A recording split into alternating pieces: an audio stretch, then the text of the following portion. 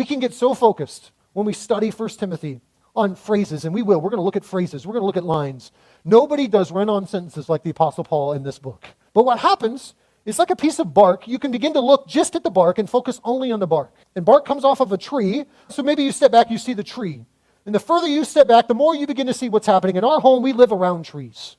And if we're just focused on the bark, we're missing out on what the forest is providing for us.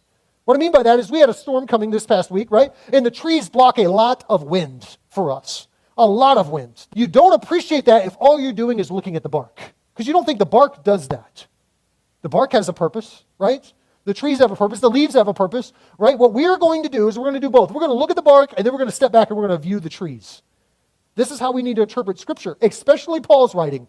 Because one can take one line that Paul says, create a doctrine out of it, and not see the larger picture.